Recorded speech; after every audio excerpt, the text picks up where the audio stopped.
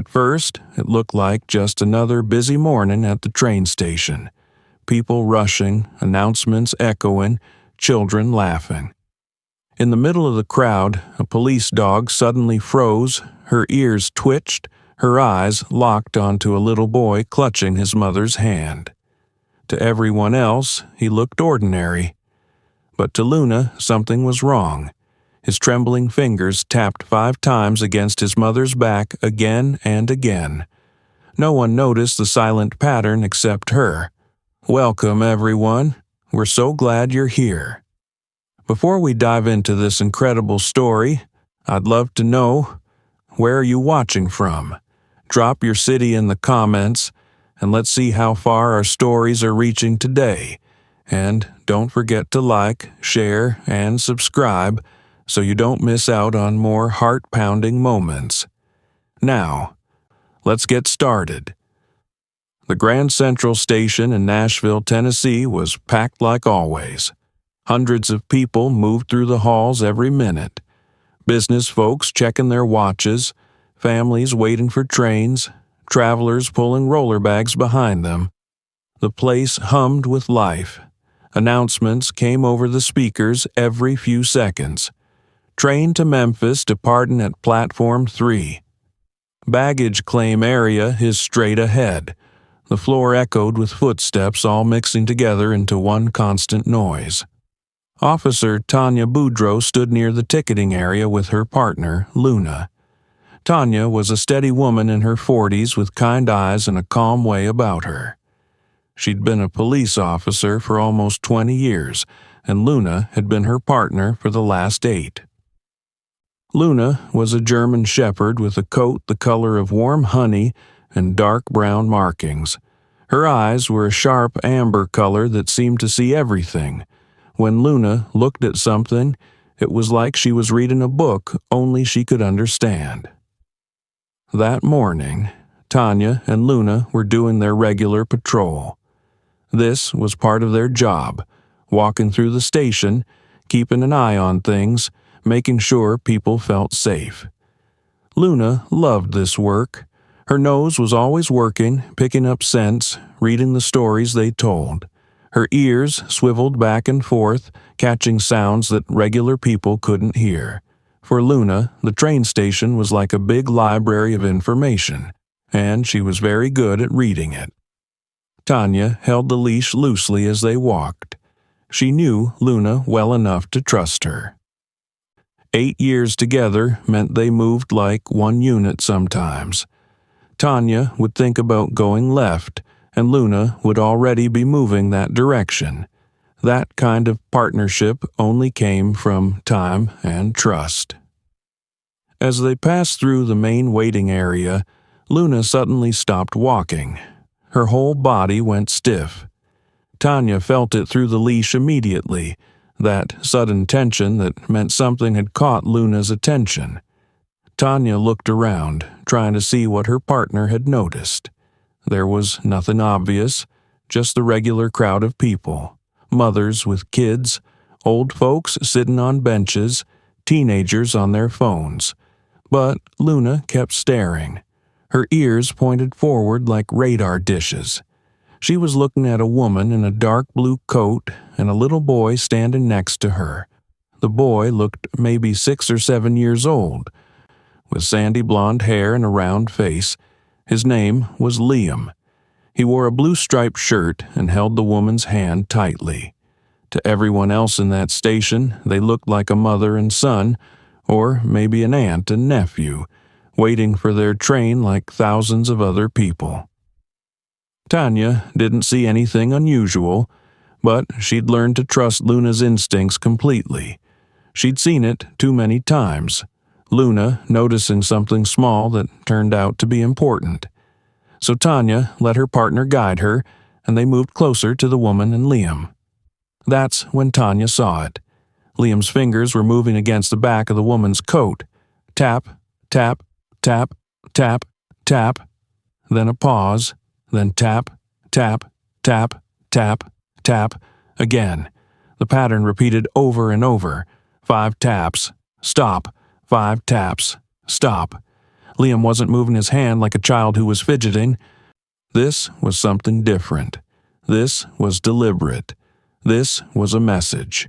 Have you ever noticed something that didn't feel right, even if you couldn't explain why? That's what Luna was feeling right now, and her whole body was saying one thing: danger. Tanya's stomach tightened.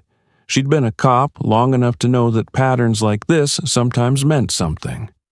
Liam's face wasn't happy like most kids' faces. There was no smile. His eyes looked worried, almost scared. He kept his body close to the woman's side, but not in the comfortable way children usually stood with their parents. This was different.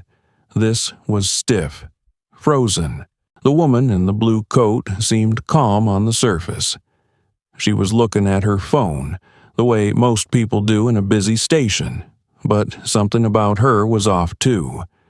The way she held Liam's hand was tight, too tight, and every few seconds her eyes moved across the crowd like she was looking for something.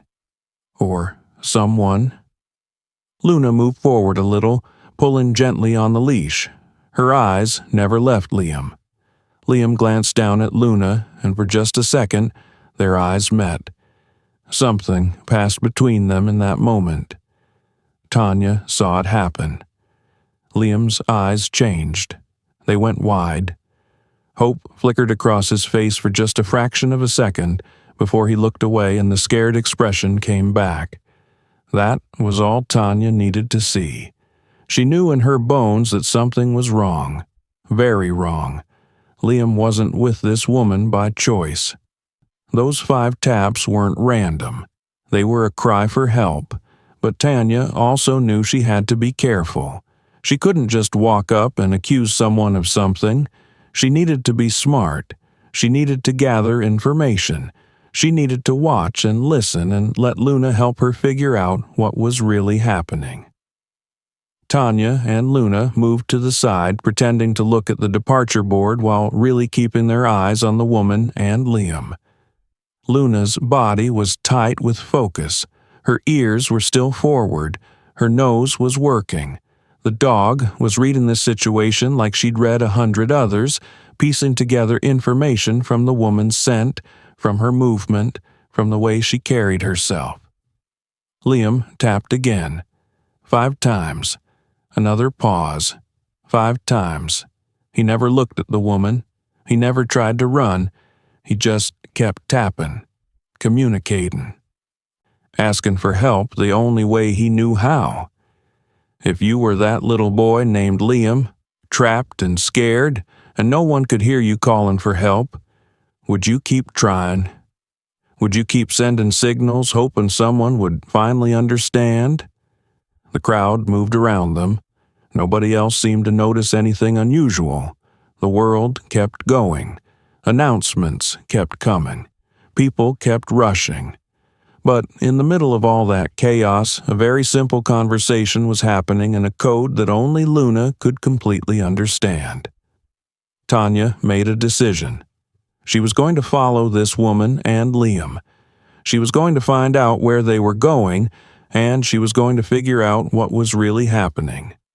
Because those 5 taps kept echoing in her mind, and Luna's focused attention told her everything she needed to know. Something terrible was happening in this train station, right in front of hundreds of people who had no idea, and it was up to Tanya and Luna to stop it. Luna looked at Tanya, and the message in those amber eyes was clear. "I've got this. Trust me." Tanya nodded slightly, and they began to follow. The signal had been sent. Now the real mystery was about to unfold. But Tanya and Luna had no idea just how deep this went, or how many lives were about to change because of what they discovered that day. Tanya and Luna followed at a distance, keeping their eyes on the woman and Liam as they moved deeper into the station. The crowd was their cover. Bodies pressed against bodies, and nobody paid attention to a police officer and a dog following 2 ordinary-looking people. Tanya pretended to check her phone while Luna kept her nose working, tracking the woman's scent mixed with something else. Fear. It was faint, but it was there. The woman guided Liam toward the platform area. She didn't rush. She didn't look nervous. She moved like someone who'd done this before, like it was routine. That thought made Tanya's skin crawl. How many times had this woman done this? How many other children had she taken through this station in the same calm, practiced way? Liam kept his hand in hers, but his eyes darted around. He was looking for a way out. His small face turned this way and that, searching the crowd for someone who might notice him, for someone who might help. The 5 taps continued. Tap, tap, tap, tap, tap. Pause. Tap, tap, tap, tap, tap. It was like a heartbeat, like the rhythm of his desperation. Luna's ears stayed alert. Her whole body was a string pulled tight. Tanya could feel it through the leash. This dog wasn't just paying attention. She was preparing. Preparing for what? Tanya wasn't entirely sure yet, but she'd learned to trust that feeling. Luna always knew what was coming before it happened. They approached Platform 7. The announcement overhead said the next train to Atlanta was boarding in 15 minutes. The woman stopped at the ticketing window and spoke to the agent. Her voice was smooth, calm, motherly even. Tanya strained to hear. 2 tickets to Atlanta. Please, me and my son. We're visiting his grandparents. The agent smiled and started processing the request. The woman didn't look like a criminal. She didn't sound like a criminal. If Tanya had just walked past them without Luna's warning, she would have seen nothing but a normal family trip. How many people right now, in stations and airports and bus terminals all over the country, are being taken somewhere they don't want to go? How many of them are sending signals that nobody understands? Liam stood beside the woman, silent. The taps had stopped now. Maybe he was tired. Maybe he understood that the signal wasn't working. Maybe he'd given up hope. Tanya's heart squeezed tight at that thought. Tanya needed to get closer. She needed to hear more. She needed to figure out exactly what was happening before she made a move. Moving too soon could spook the woman, and if she ran with Liam, it would be harder to track her. Tanya knew that. She'd seen situations like this go wrong before. She walked closer, pretending to look at the departure board. Luna stayed at her side, the perfect police dog, calm on the surface but coiled underneath. The woman glanced at them as they passed, and Tanya saw something flicker in her eyes. Recognition, maybe. Fear that someone was on to her, but it passed quickly. The woman turned back to the ticket agent. "That'll be $58 total," the agent said. The woman pulled out a wallet and handed over cash. Not a credit card. Tanya noted that. No trail, no record. These people knew what they were doing. As the woman collected the tickets, Liam looked down at Luna. Their eyes met again, and this time something different happened. Liam's lips moved. He didn't speak, the woman would have heard, but his mouth shaped a single word. Help. That one word, silent as it was, changed everything. Tanya couldn't wait anymore. She couldn't follow and gather more information. A child was asking for help, and she had the power to give it right now. But she had to be smart about it. She had to move in a way that wouldn't cause panic, that wouldn't put Liam in danger. Tanya touched her radio. She spoke quietly into it, so quietly that only her dispatcher would hear. "This is Officer Boudreau. I need backup at Platform 7, Grand Central Station. Possible trafficking situation. Do not approach. Stand by." The dispatcher confirmed. Officers were already moving into position around the station, staying out of sight. Tanya took a breath. Luna felt the change in her energy and tensed even more. The woman and Liam were now moving toward the platform entrance. In a few minutes, they'd board the train. Once they were on that train, it would be much harder to extract Liam safely. Tanya had to act now. She walked directly toward the woman with Luna at her side. The woman's head came up. She saw the uniform. She saw the police dog. And Tanya watched fear bloom across her face like a dark flower opening. "Excuse me," Tanya said, her voice calm and professional. "I need to ask you a few questions." The woman's hand tightened on Liam's. "We haven't done anything wrong." "I didn't say you had," Tanya replied, moving closer. "I just need to verify some information. Can I see your ID and the boys?" The woman's eyes darted left and right. She was calculating, weighing her options.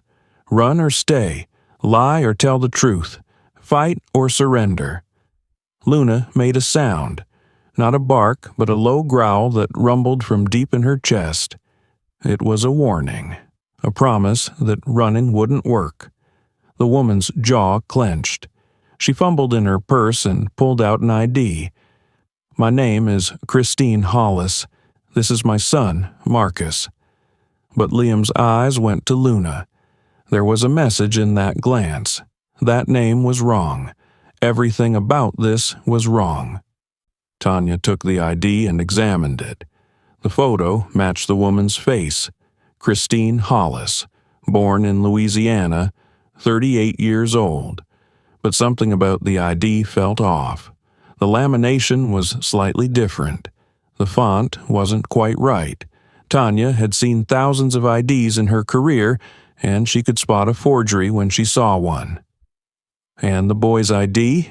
Tanya asked. "He's my son. I don't have separate—" "I need to verify the child," Tanya interrupted. "It's routine. All children traveling need identification." The woman didn't have one. That was the answer right there. A mother taking her son to visit grandparents would have documents. She would be organized. She would have everything prepared. This woman had nothing. Luna's ears pinned back. She took a step forward. Her body angled in a way that blocked the woman from moving toward the platform. The dog was communicating without words. "You're not going anywhere." Other officers were appearing now, moving into position around them. The woman saw them and her face went pale. She realized it was over. "Where did you get this boy?" Tanya asked, her voice low but firm. The woman didn't answer. She just stared straight ahead, her expression shuddering closed like a door slamming shut. Liam, though. Liam started to cry. Soft tears rolled down his cheeks and his whole body shook. He reached out toward Luna, and the dog moved closer to him, lowering her head so the boy could bury his face in her fur. "My real name is Liam," the boy whispered into Luna's neck. "My real mommy is Rebecca Chen. She's in Jackson, Mississippi. She's probably still looking for me." Tanya's eyes stung. She reached down and gently took Liam's hand. "We're going to find your mommy, Liam. I promise. You did so good. You were so brave. You kept sending that signal, and Luna heard you. We both heard you." The officers moved in and took Christine Hollis into custody. She didn't resist. She didn't fight. She just went quiet, like someone who'd known this day was coming. As they led her away, Liam held tight to Luna, and Luna held tight to Liam. The connection between them was unbreakable now. A police dog and a lost boy, united by a pattern of 5 taps and the courage to ask for help. Tanya knelt beside them, one hand on Luna's head and one hand on Liam's shoulder. "Come on, sweetheart. Let's get you somewhere safe. And then we're going to make some phone calls. We're going to find your mommy." Liam nodded, still crying, but this time the tears were different. They were tears of relief, tears of hope, tears that said, "Someone finally heard me." As they walked through the station, officers radioing in updates, other travelers stopping to stare, Tanya knew that this was just the beginning. There would be interviews, investigations, searches through databases and files. But the hardest part was over. Liam had been found. He'd been saved. And it was all because a police dog named Luna had understood something that no human could. A pattern of 5 taps was more than just a sound. It was a message. It was a prayer. It was a child's voice crying out from the darkness, asking the only question that mattered. "Does anyone hear me?" And Luna had answered, "Yes, I hear you. I will always hear you." As Tanya and Liam left the platform with Luna guiding them toward safety, neither of them could have known that this discovery was about to unravel something much larger, a network of trafficking that stretched across 3 states and involved dozens of children. The real investigation was just beginning, and what they would uncover would shock everyone. The Grand Central Station's Family Services office was a quiet room with soft lighting and chairs that tried to be comfortable, but weren't quite. Liam sat wrapped in a blanket that smelled like laundry detergent, drinking warm apple juice from a paper cup. Luna lay on the floor beside him, her head resting on the boy's lap. Every few minutes, Liam would reach down and touch Luna's fur, like he needed to make sure she was still there, like he needed to make sure this was real. Tanya sat across from him with a laptop, searching through missing children databases. Her fingers moved quickly across the keyboard, typing in information Liam had given her. Age 7. Named Liam. From Jackson, Mississippi. Mother's name, Rebecca Chen. The search results came back almost immediately, and there it was, Liam's face on a missing persons report from 3 weeks ago. 3 weeks. That's how long Liam had been gone. Tanya printed the report and showed it to Liam. "Is this you? Is this your real mommy?" Liam looked at the photo of a woman with dark hair and a worried smile. His face crumpled. He nodded, unable to speak. Tanya picked up her phone and called the Jackson Police Department. She gave them the information, and within minutes, they had Rebecca Chen on the line. Tanya could hear the woman's voice through the phone, shaking, asking questions so fast they stumbled over each other. "He's safe," Tanya said. "Your son is safe. He's here in Nashville. He's with me right now." There was a sound on the other end that might have been a cry, might have been joy. Might have been the sound of a mother's heart breaking and healing at exactly the same time. Tanya handed the phone to Liam. "Your mommy wants to talk to you."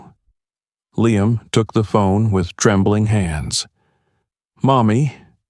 His voice was so small, so fragile, like it might break if he said it too loud. "Mommy, it's me. It's Liam." The conversation that followed was difficult to watch. A little boy reconnecting with his mother over a phone line, words tumbling out about being scared, about not knowing where he was, about a lady who told him his mommy didn't want him anymore, about the tapping, how he learned to tap because the lady said nobody would hear him if he screamed, but maybe somebody would notice a pattern. Maybe somebody would understand. Have you ever thought about how smart children are? How resourceful they can be, even in the darkest situations? Liam figured out a way to communicate when everything else was taken from him. "What would you do?" After the call ended, Liam handed the phone back to Tanya. He was crying again, but smiling too. "She's coming to get me. She's driving all night. She'll be here tomorrow morning." "That's right," Tanya said. "Your mommy is going to hold you again." But as relieved as Tanya was, another part of her mind was already working on the bigger problem. Christine Hollis didn't act alone. Nobody in this business did. She was part of something larger, something organized, and if they could find out who she worked for, they might be able to help other children. Children who hadn't been as lucky as Liam. Children who were still in danger. Tanya excused herself and called Detective Marcus Rousseau at the Nashville Police Department. Marcus was a veteran detective with 20 years of experience in trafficking cases. He arrived at the Family Services office within an hour, carrying a thick folder and a serious expression. "Tell me everything," Marcus said, pulling up a chair. Tanya walked him through the discovery at the train station. The 5 taps, Luna's alert, the fake ID, the way Christine Hollis had tried to board a train to Atlanta with a child who wasn't hers. As she talked, Marcus's expression grew darker.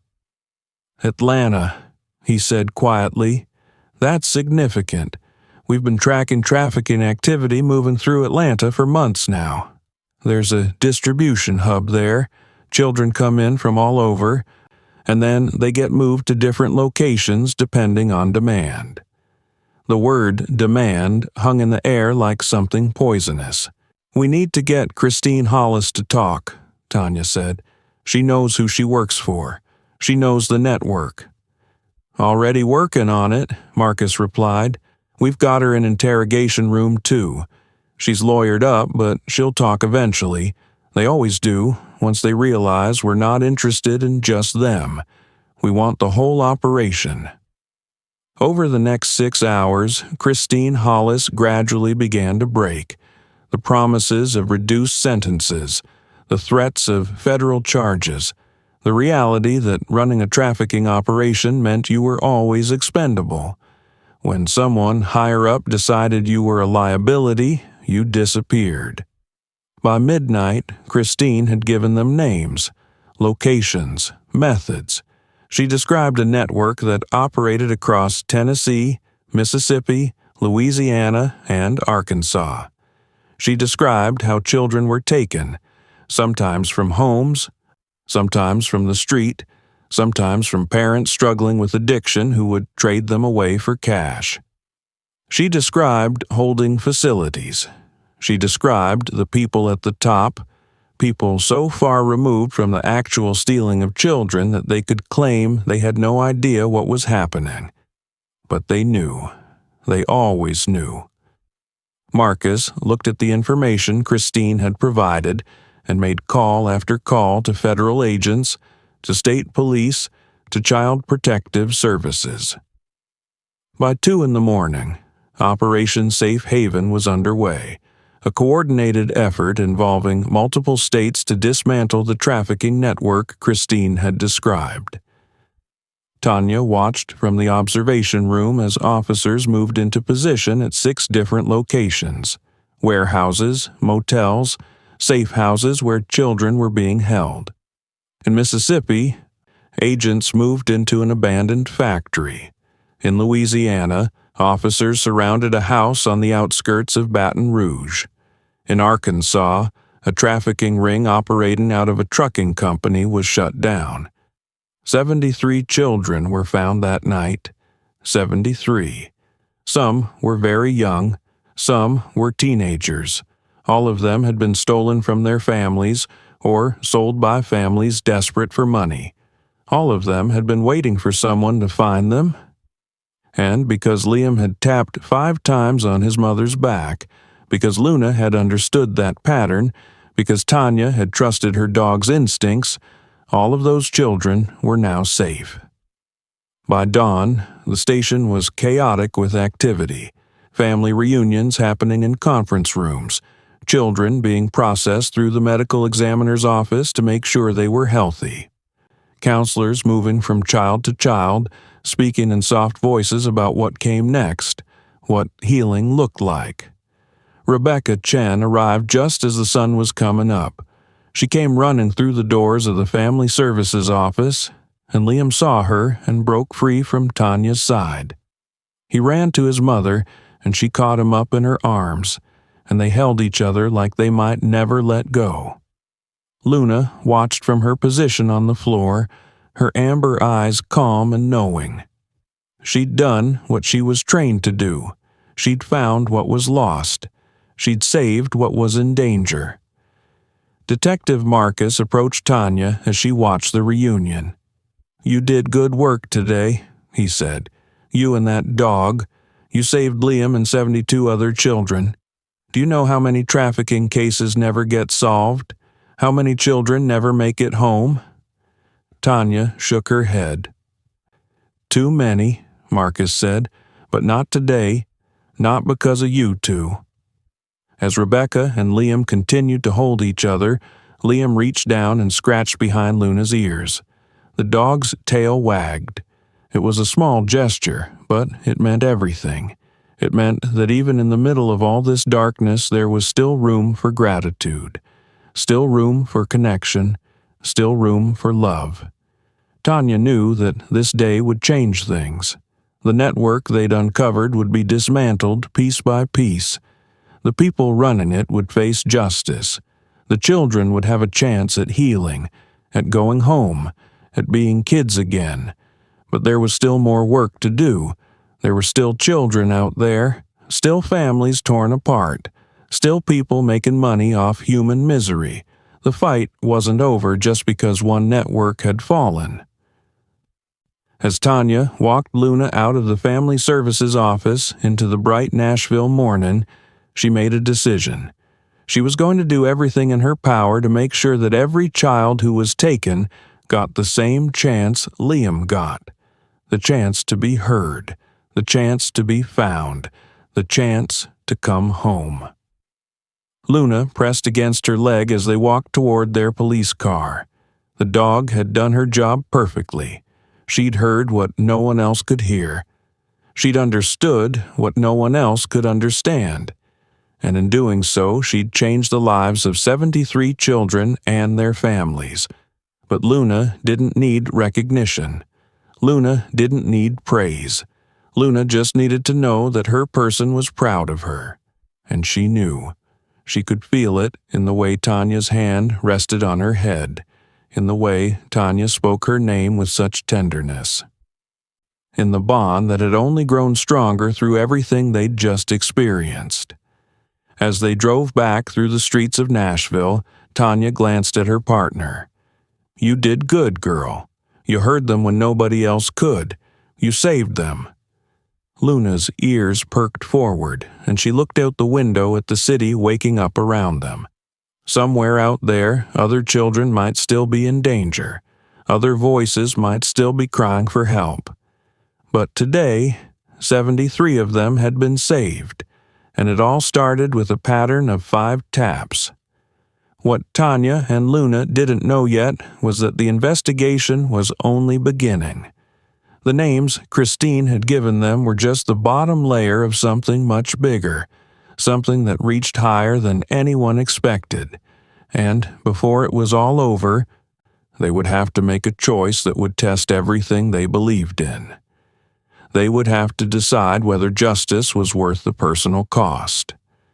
They would have to stand against people with power, with money, with the ability to make people disappear.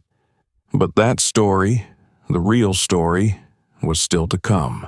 3 weeks after Operation Safe Haven, Tanya sat in a federal courthouse in Nashville. The building was all marble and wood paneling, designed to intimidate, designed to make you feel small.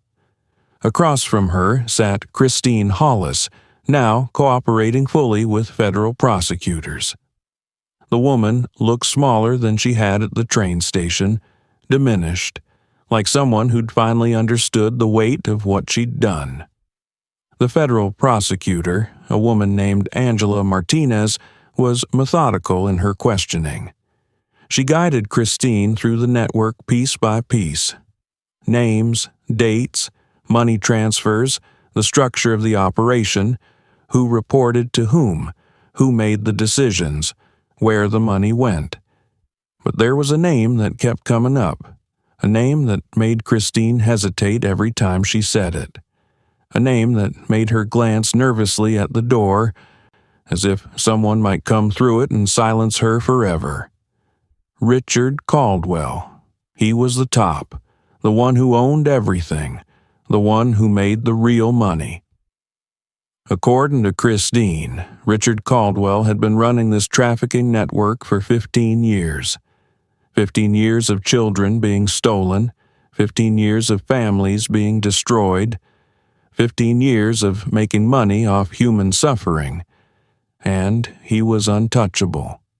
That's what the other officers kept saying. Richard Caldwell was too connected. He had lawyers, he had politicians in his pocket, he had money that could make problems go away. Going after him directly would be like poking a hornet's nest. You might kill one hornet, but the rest would come after you. Tanya didn't accept that. Luna didn't either. After the courtroom session, Tanya met with Detective Marcus Rousseau in a coffee shop 2 blocks away. They sat in a corner booth, speaking quietly, the kind of conversation that law enforcement officers had when they were about to do something that might get them in trouble. "We need to build a case against Caldwell," Tanya said. "A case so solid that he can't buy his way out of it." Marcus stirred his coffee, not drinking it. "Christine's testimony gets us some of it. Financial records can give us more, but we need to connect him directly to the children. We need proof that he knew exactly what was happening." "Then let's get it," Tanya said. Marcus looked at her like she'd just suggested they rob a bank. "Do you understand what you're asking? Caldwell has people. People who make sure that problems get handled. The last federal agent who got too close to investigating him ended up dead in a car accident that was ruled accidental. The prosecutor who tried to charge him had her house broken into and her family threatened. These aren't people you mess with lightly. What would you do if you knew someone was guilty but you couldn't prove it?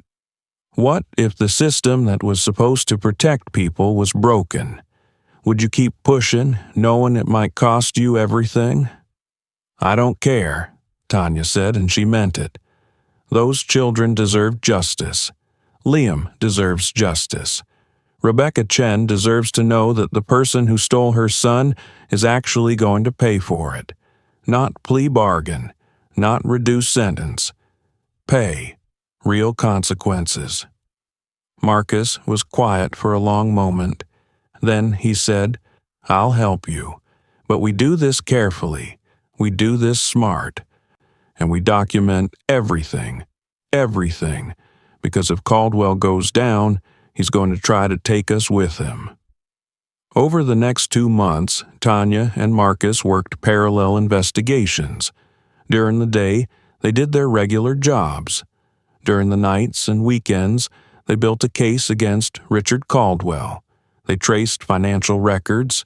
They interviewed people who'd worked for him and were now willing to talk. They followed money to offshore accounts. They found properties in his name that served as holding facilities for children. And slowly, piece by piece, a picture emerged. Richard Caldwell didn't just run a trafficking operation. He had a system, a machine. Children came in, got photographed, got documented like inventory. Their information went into databases. Their worth was calculated based on age, appearance, health. Then they got shipped to buyers, wealthy men and women who wanted children for reasons so dark that the files were kept under separate security protocols. Tanya read through some of those files once, and it made her physically ill. Luna, sensing her distress, stayed close, pressing against her leg, offering the kind of comfort only a dog could offer. On a Thursday night, Tanya's phone rang. It was an unknown number. She almost didn't answer, but something told her to. "Officer Boudreaux?" The voice was male, older, speaking quietly. "My name is Thomas Webb. I used to work for Richard Caldwell. I was one of his handlers. I helped move children through the system." Tanya's heart started racing. "Who gave you this number?" "I found it. I've been watching the news. I've been seeing what happened with Operation Safe Haven, and I can't live with this anymore. I can't live knowing what I've done. I want to talk to you. I want to tell you everything. I want to help you take Caldwell down." Within an hour, Thomas Webb was sitting in a federal safe house with Tanya, Marcus, and federal prosecutors.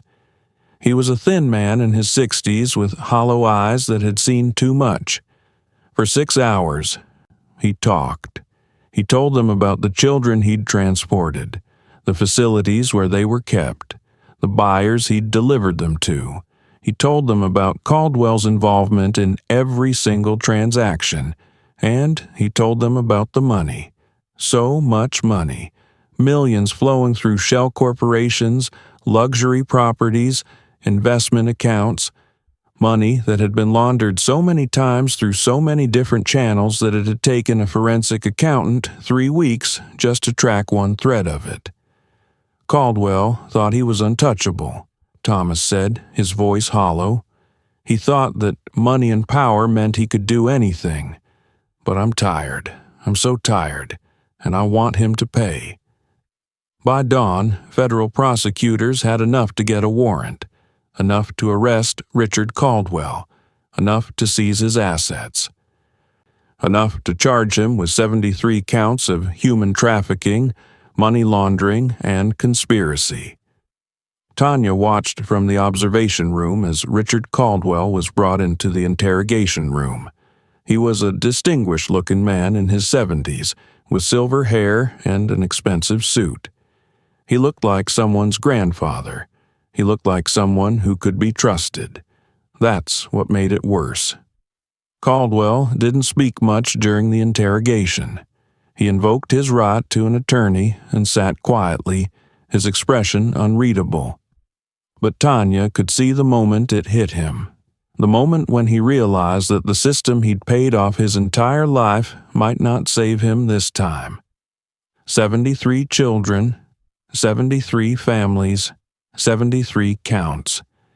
Even with the best lawyers money could buy, that was going to be difficult to explain away. As Caldwell was led out of the interrogation room toward booking, he made eye contact with Tanya through the glass. His eyes held something that might have been regret or might have been rage. She couldn't tell which. But then Luna appeared at her side, and Luna stared at Richard Caldwell with such intensity, such judgment, that Tanya knew her dog understood exactly what kind of person this man was. Luna had a gift for seeing the truth in people. She'd seen it in Liam's mother, that desperate, aching love, and she saw it now in Caldwell, that darkness, that emptiness, that fundamental lack of humanity. The victory should have felt good. The press coverage was massive. Federal prosecutors were calling it the biggest trafficking bust in the state's history. Children were being reunited with their families. Caldwell was going to spend the rest of his life in prison. Justice had been served, but Tanya didn't feel victorious. She felt exhausted. She felt haunted by the things she'd read in those files, the things she'd learned about what happened to children when they fell into the hands of people like Caldwell. The trauma that didn't just disappear because the perpetrator was caught. That night, Tanya sat on her apartment balcony with Luna beside her, watching the Nashville skyline. The city lights twinkled below them, beautiful and indifferent. Somewhere out there, 73 children were sleeping in safe beds, trying to heal from things no child should ever have to endure. Somewhere out there, families were trying to piece themselves back together, and somewhere out there were probably more children in danger. More networks operating, more people making money off human misery. Luna rested her head on Tanya's lap, and they sat together in the darkness. "I don't know if we actually won anything," Tanya said quietly to her partner. "We stopped one network. We caught one man. But there's so much more. So many more. And I don't know if we have the strength to keep fighting." Luna's amber eyes looked up at her with complete certainty. The dog didn't doubt.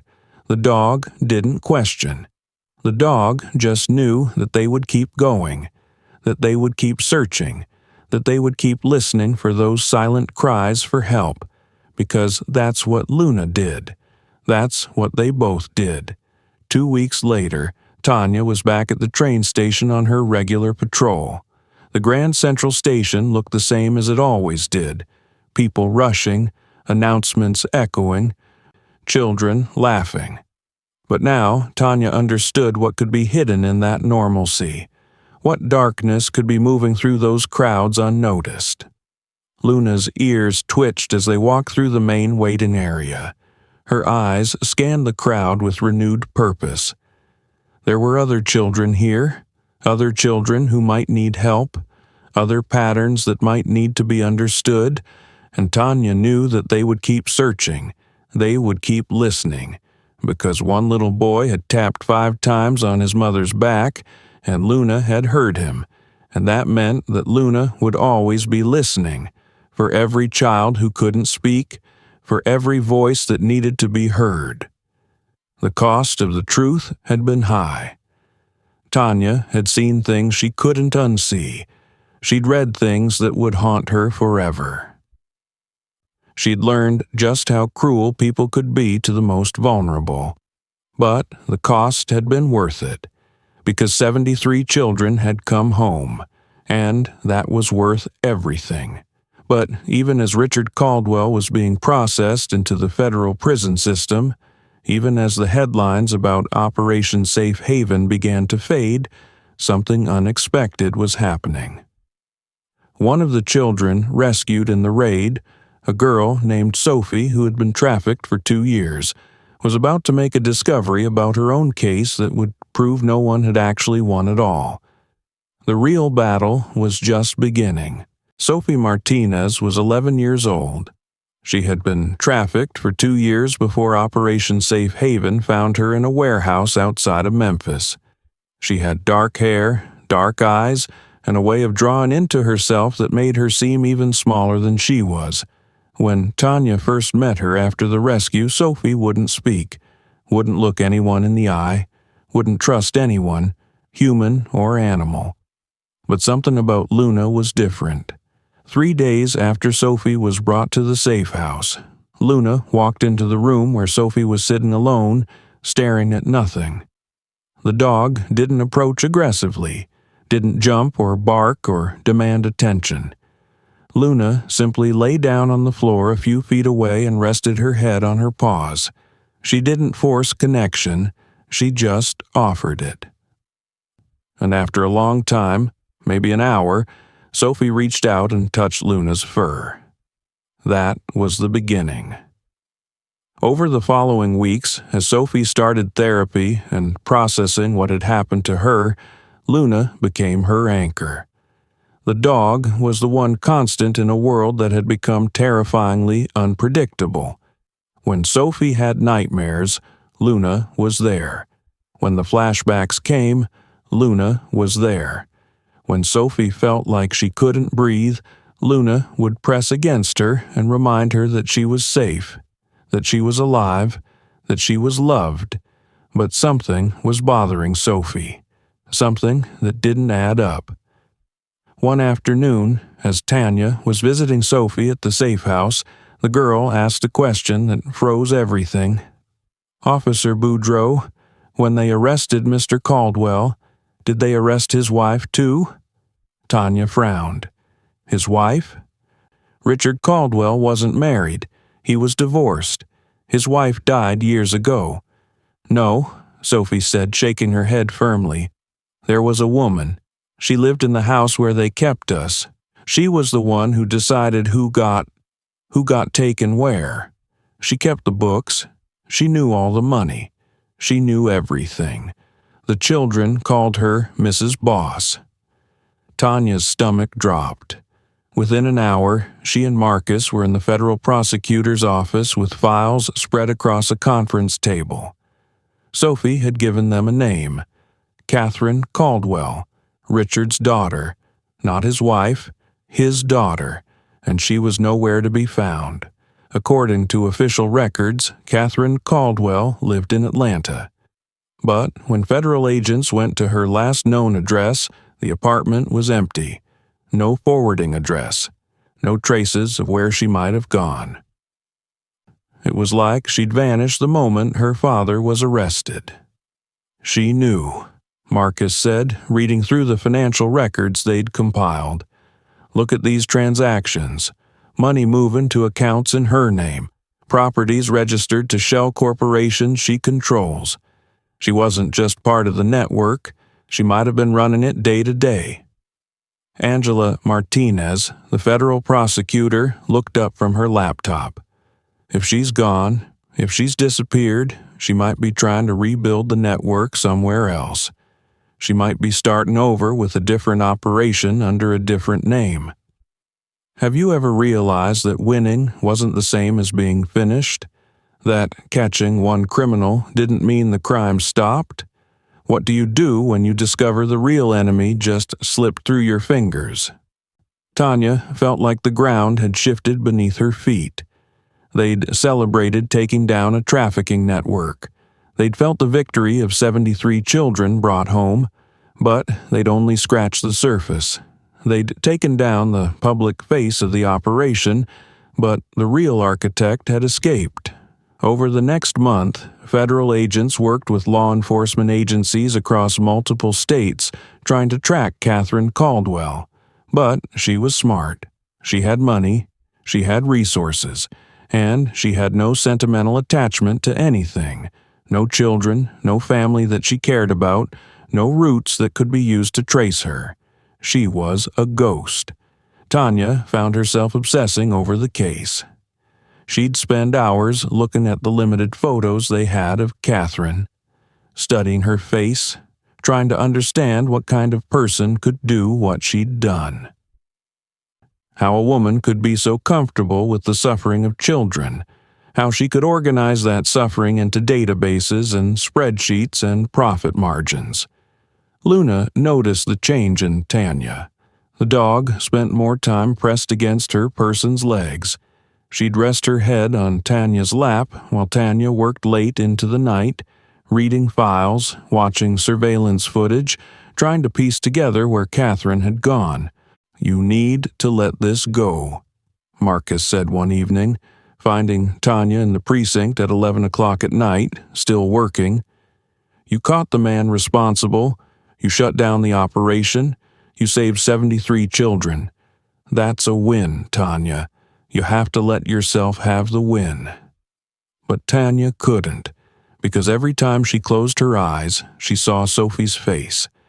She remembered the moment when Sophie had asked about Mrs. Boss. She remembered that girl's eyes when she realized that the people responsible for her suffering might never face justice. A week later, there was a break. A tip came in from a hotel in Baton Rouge, Louisiana. A woman matching Catherine Caldwell's description had checked in using a fake name. She was traveling with 3 children.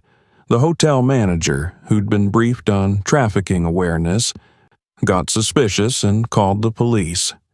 Within hours, federal agents were moving. Tanya and Luna were in a car driving toward Baton Rouge, sirens blaring, the Louisiana heat pressing down on them like a physical force. When they arrived at the hotel, Catherine Caldwell was already in custody. She didn't resist, didn't fight. She simply sat in the interrogation room and stared at the wall, her expression completely blank. It was like her father's expression in the courtroom, but amplified. This wasn't regret. This was something else entirely. This was a person so disconnected from the humanity of others that she couldn't even pretend to care. The 3 children with her were safe. 2 boys and a girl, all under 10 years old, all terrified, all having just been rescued from someone who thought they were commodities to be bought and sold. But Catherine wouldn't talk. She invoked her right to an attorney and said nothing else. "She's smarter than her father," Angela Martinez said, standing in the observation room with Tanya. Caldwell was arrogant, He thought he was untouchable, so he got careless. But Catherine understands that staying silent is the only move she has. Without her testimony, without admissions, we have to build a case from financial records and the children's accounts. It's going to take time. How much time? Tanya asked. Months, maybe years. And even then, she might get a lighter sentence than her father. She might get out of prison while she's still young enough to rebuild. That thought was poison. That thought was everything Tanya had been afraid of when they started this case. Luna pressed against Tanya's leg, and Tanya realized she was shaking with rage. Not the controlled, professional rage that had driven her through the investigation. A deeper rage. A rage born from the understanding that justice wasn't guaranteed. That monsters didn't always get caught. That sometimes they got away with things. Sometimes they lived their entire lives without paying for the damage they'd done. That night, in a hotel room in Baton Rouge, Tanya sat with Luna and made a decision. She was going to stay on this case. She was going to follow it through every court appearance, every trial, every appeal. She was going to make sure that Catherine Caldwell understood that what she'd done had consequences. That people would never stop paying attention. That Tanya and Luna would always be there, watching, waiting, ready to act the moment an opportunity presented itself. It wasn't a perfect justice. It might not even be satisfying justice, but it was something. It was bearing witness. It was refusing to move on. It was telling Sophie and the other children that their suffering mattered, that the people who caused it would be held accountable, even if that accountability came slowly and painfully. 3 months later, Tanya stood in a federal courthouse in Baton Rouge as Catherine Caldwell was sentenced. The judge, having reviewed all the evidence, all the testimony from the children, all the financial records, handed down a sentence of 45 years in federal prison. 45 years. It wasn't enough. It would never be enough. But it was something. As Catherine was led away in shackles, she glanced at Tanya. And in that glance, Tanya saw something that might have been acknowledgement. Recognition that this woman, this police officer with her dog, would never let her be forgotten, would never stop fighting, would never accept that evil could simply walk away. Tanya's phone buzzed. A text from Sophie, from the safe house. Did we win? Tanya thought about that question for a long moment. Then she typed back, "We got justice. That's not the same as winning, but it's something, and we're going to keep fighting until we get more." In the courthouse hallway, Tanya knelt down beside Luna. The dog rested her head against Tanya's chest, and they held each other for a moment. 8 years together. Thousands of hours of work. Hundreds of cases, and still, it felt like there was so much more to do. "Come on, girl," Tanya said, standing up. "We've got work to do. There are other children out there, other voices crying out, other patterns that need to be heard." Luna's ears perked forward, her amber eyes focused forward, and together they walked out of that courthouse and back into the world, back to the work that would never truly be finished, back to the fight that would probably consume the rest of their careers. But that was okay. That was what they were made for. That was their purpose. As they drove back to Nashville, back to the Grand Central Station and the thousands of travelers who passed through every day, Tanya thought about Liam and how one small boy's courage had changed everything. How one pattern of 5 taps had unraveled a network that had victimized thousands. And she thought about Sophie, and how that girl's question about Mrs. Boss had kept them searching when it would have been easier to celebrate and move on. The fight wasn't over. The fight would never be over. There would always be darkness trying to hide in plain sight. Always be children in danger. always be people trying to profit off human suffering. But there would also always be people like Tanya, and there would always be animals like Luna, people and animals willing to listen, willing to notice the patterns that no one else could see, willing to stand up and say, "No, this ends now." Not all victories looked like celebrations, not all wins felt good, but sometimes the greatest victories were the quiet ones.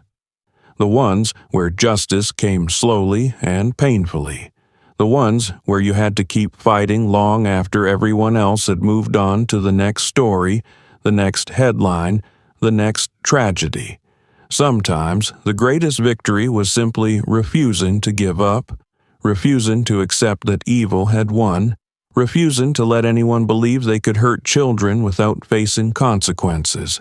That was the real victory. And as Tanya and Luna pulled back into Nashville, as they prepared for their next patrol, as they prepared to listen for the next silent cry for help, Tanya whispered something to her partner. "Thank you for hearing them, Luna.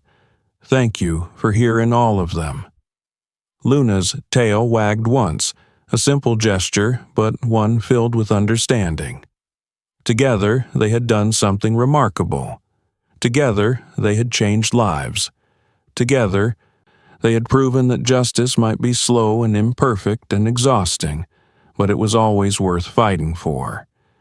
The train station was waiting. The crowd was waiting. And somewhere in that crowd, there might be another child sending a silent signal, another desperate message in code, another prayer for rescue, and Luna would hear it. Luna would always hear it. Justice isn't a destination. It's a journey. It's not a moment when everything becomes right. It's a commitment to keep fighting, even when victory is uncertain. Tanya and Luna learned that the hard way. They learned that taking down one network doesn't end trafficking, that catching one criminal doesn't stop criminals from existing, that saving 73 children doesn't mean there aren't thousands more who need saving, but they also learned that their actions mattered, that one police dog listening carefully could change everything, that one officer willing to trust her partner could alter the course of 73 lives, that sometimes the most important victories are the quiet ones, the ones that don't make headlines but change the world for the people involved. If you listen carefully, if you pay attention to the small things, if you trust your instincts about what feels wrong, you might be able to help someone. You might be able to be someone's Luna, someone's voice in the darkness, someone's signal that help is coming. Stay alert, stay aware, listen for the patterns that others miss, because somewhere right now, a child might be sending a message, and if you're paying attention, you might be the one who hears it.